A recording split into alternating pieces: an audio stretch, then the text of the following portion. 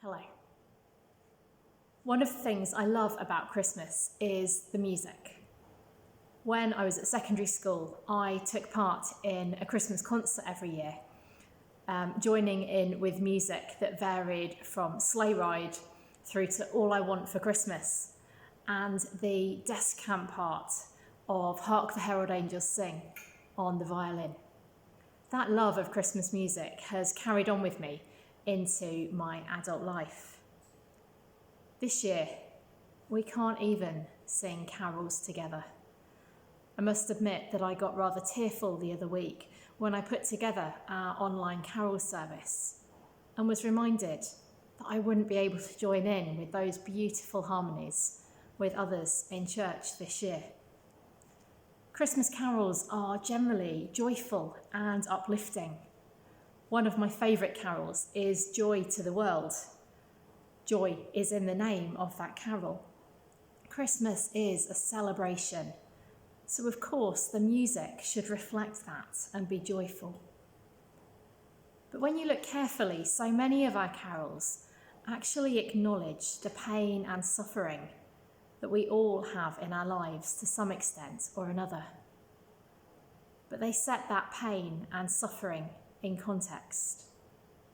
In the context of God loving us so much that God sent his Son to come and live among us, to bring hope, peace, joy, love and light into the pain and suffering of the world. Some of those words from carols include, "Yet with the woes of sin and strife, the world has suffered long. And ye beneath life's crushing load, whose forms are bending low, who toil along the climbing way with painful steps and slow, look now for glad and golden hours, come swiftly on the wing. O rest beside the weary road, and hear the angels sing." From another carol, "And he feels for all our sadness, and he shares in all our gladness." And finally, the hopes and fears of all the years are met in thee tonight. Jesus is often referred, particularly at Christmas time, as Emmanuel.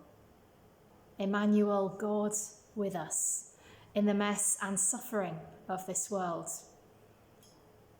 This year has been a really difficult one. And this year, God has been with those who have died alone on COVID wards. God has been with the medics, overwhelmed with exhaustion. God has been with the families, waiting for phone calls from the hospital. God has been with those who haven't seen another human face for weeks on end. God has been with those queuing for food banks. God has been with those who have been told they no longer have a job. God has been with those who have doubted that they can make it through another day. God has been with each one of us, no matter what heartache we have experienced.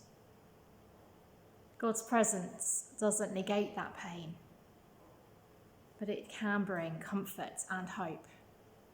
Even after the darkest nights, light breaks through and the dawn follows.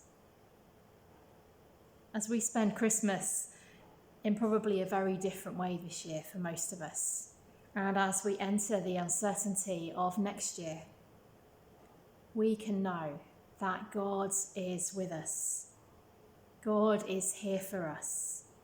God will never leave us.